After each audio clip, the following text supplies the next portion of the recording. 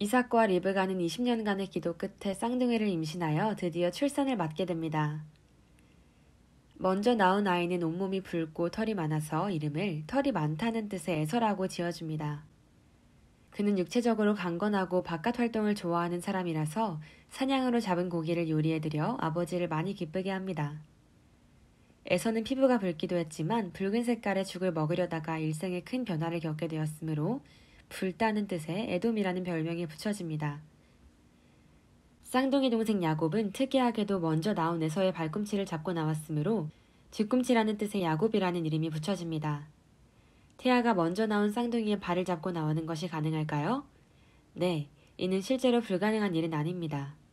원래 아기들은 태어날 때부터 3에서 4개월까지는 손을 잡는 힘이 강하고 한 번 손을 쥐면 펴기가 어렵습니다. 그러므로 일단 무엇을 잡으면 자신의 몸이 끌려가더라도 잡은 손을 놓지 못합니다. 이를 파악 반사라고 합니다. 신생아들의 쥐는 힘은 매우 강할 수 있는데 의사들은 아기가 정상적인 반사 반응을 보이는지 확인하려고 자신의 손가락을 쥐게 하고 당겨보는 진찰을 합니다. 이때 아기는 의사의 손을 꽉 잡고 끌려올 수 있습니다.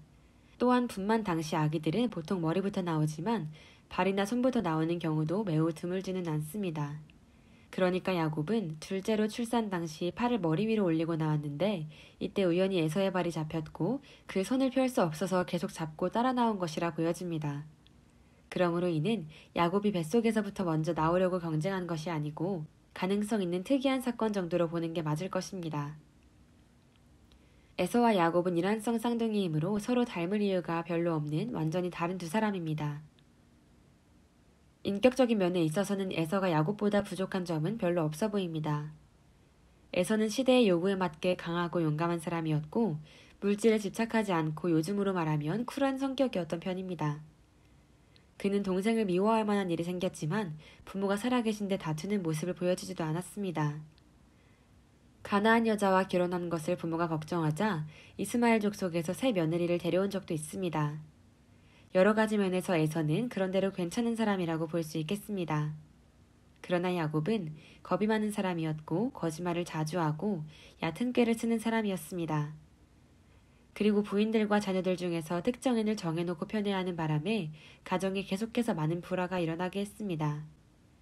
이렇게 인간적인 면에서는 야곱이 단점이 많은 사람이었지만 그럼에도 불구하고 그는 조용하고 내성적이며 집안에 머물기를 선호하던 특성으로 인해 어머니와 대화할 시간을 많이 가질 수 있었고 그래서 어머니 리브가의 신앙을 잘 전수받는 특혜를 누릴 수 있었던 것 같습니다. 그런데 에서와 야곱은 15세가 될 때까지 할아버지 아브라함이 아직 살아계셨던 것으로 추정됩니다. 그들은 할아버지 아브라함과 아버지 이삭으로부터 하나님의 언약의 성취에 대해 반복해서 듣고 그 내용을 알고 있었을 것입니다. 같은 교육을 받았어도 에서의 관심은 들판에서 동물들을 쫓아다니는 데에 있었지만 차분하게 생각하고 머리를 쓰는 야곱은 하나님과 언약에 대해서 생각할 기회를 많이 가졌을 것입니다. 야곱은 특히 자신의 가문은 세상을 구원하는 하나님의 사역에서 핵심적인 역할을 감당해야 한다는 것을 에서보다도 더 깊이 깨닫고 있는 것입니다. 그리고 그 역할은 둘 중에 한 명인 장자가 이어받아야 할 것도 알고 있습니다. 그 당시 장자는 아버지의 대를 이어 가족을 이끄는 사람이 되고 재산도 다른 형제의 2배나 받을 수 있으며 거기에 추가로 하나님의 인류 구원 사역을 계승할 수 있는 것입니다. 이를 아는 야곱으로서는 단지 몇 분 늦게 태어났다는 이유만으로 형에게 좋은 것을 모두 넘기고 자신은 역사의 주인공에서 조연으로 떨어진다는 것이 도무지 속이 아파서 견딜 수가 없는 일입니다. 그런데 신앙적인 면에서 야곱은 에서보다는 하나님의 사랑과 관심을 더 선호하는 사람입니다. 야곱이 하나님의 사역을 100% 정확히 깨닫지는 못하지만 그가 에서보다 하나님의 일에 동참하고 중요한 역할을 맡기를 원했다는 것은 맞을 것입니다. 그러므로 하나님은 야곱을 택하신 것입니다. 하나님께서는 나를 사랑하는 자들이 나의 사랑을 입으며 나를 간절히 찾는 자가 나를 만날 것이라 하시는 분입니다. 야곱은 이날도 스프를 요리하면서 장자권에 대해서 생각을 하고 있었습니다. 당시 야곱이 만들던 음식은 오늘날에도 팔레스타인에서 재배되는 젓갈색의 렌틸콩에 올리브유와 양파, 쌀 등을 섞어서 만드는 죽 같은 것이라 보여집니다. 렌틸콩을 주성분으로 수프를 끓이면 팥죽과 같은 색과 모양이 됩니다. 혹자는 야곱이 장자의 명분을 빼앗기 위해서 죽을 썼다고 말하기도 하지만 이는 개연성이 낮은 생각입니다. 장자권이 이렇게 빼앗아지는 것도 아니고 더욱이 음식 한 그릇으로 권리를 넘겨받을 성질의 것도 아니기 때문입니다. 야곱은 단순히 그날 먹을 음식을 만들고 있었을 뿐입니다. 그런데 에서가 들에 나갔다가 심하게 허기지고 탈진한 상태가 되어 돌아왔습니다. 에서는 아마 과다한 육체활동으로 혈당이 많이 떨어진 상태라 볼 수 있습니다. 사실 탄수화물을 많이 먹고 3시간 정도가 지나거나 육체활동이 단시간에 너무 강하게 일어나면 혈당이 갑자기 많이 떨어질 수 있습니다. 이때는 식은땀이 나고 손발이 후들후들 떨리기도 하고 걸을 힘도 없어서 100m를 걷기가 1km를 걷는 것처럼 힘들고 멀게 느껴질 수 있습니다. 에서는 이런 상태로 몇 발자국도 떼기 어려워서 발을 질질 끌다시피 해서 들어왔는데 마침 따뜻한 음식이 눈에 들어오니 그것을 먹고 싶은 간절한 열망이 생깁니다. 에서는 야곱에게 죽을 좀 달라 합니다. 야곱은 장난삼아 장자권 주면 죽을 주지 하고 이야기합니다. 그들은 아마 전에도 이런 장난을 많이 했었을 것입니다. 아무 놀이를 하다가도 큰 것을 걸어야 할 때는 장자권을 걸고 장난을 친 적이 있었을 것이라는 해석입니다. 만약 야곱이 처음으로 이런 제안을 했다면 에서는 분명히 화를 내며 말도 안 되는 소리 하지 말고 죽이나 달라고 했을 것입니다. 그런데 평소처럼 흔히 농담으로 던지던 제안에 에서가 이를 받아들이겠다고 합니다. 에서는 일단 죽을 얻어먹으려는 마음에 아무렇게나 대답한 것 같습니다. 이는 그만큼 배가 고프기도 했지만 특별히 하나님의 사역을 맡을 아브라함 가문의 중차대한 장자권을 맡은 사람으로서 너무 쉽고 가볍게 내뱉은 말이라 할 수 있겠습니다.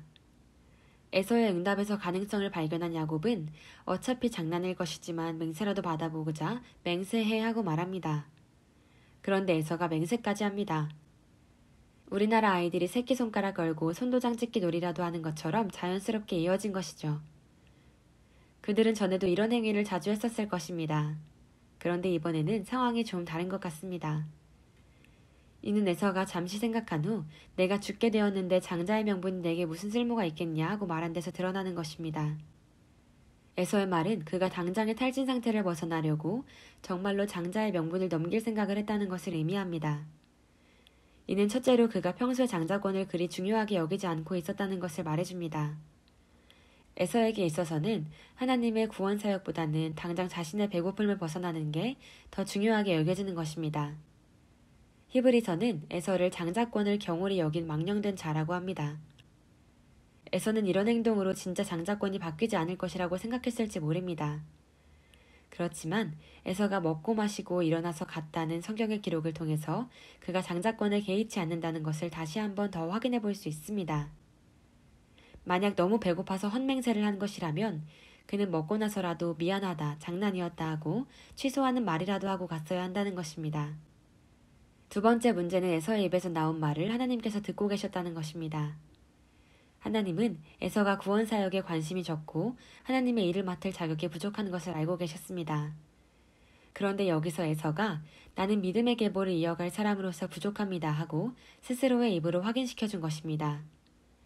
하나님께서 그들이 태어나기 전부터 야곱을 택하신 이유가 여기서 더 확실해지고 하나님의 선택이 공정한 것임도 드러나게 되는 것입니다.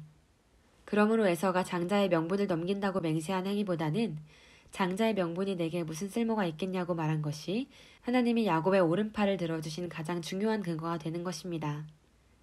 야곱이 에서의 배고픔을 이용하여 장자의 명분을 거래하려고 시도한 행동은 인륜에 어긋나는 것이고 하나님께서도 이를 좋지 않게 보실 것입니다. 또한 하나님의 축복을 이런 방법으로 받으려고 한다는 것도 어리석은 것입니다. 하나님의 복이 사람들 사이에 팔고 사면서 받아지는 것은 아니기 때문입니다. 어차피 하나님께서 그가 형보다 크게 될 것임을 예언하셨으니 죽 한 그릇으로 빼앗으려고 하지 않아도 이루어질 수 있었을 것입니다. 묵묵히 하나님의 이루심을 기다리기만 했더라도 야곱은 형과 원수가 되지 않고 형을 피해 도망가는 고생을 하지 않아도 되었을 것입니다. 야곱의 이런 무리한 시도로 인해 향후 그에게는 고달픈 인생길이 기다리게 됩니다. 시청해주셔서 감사합니다.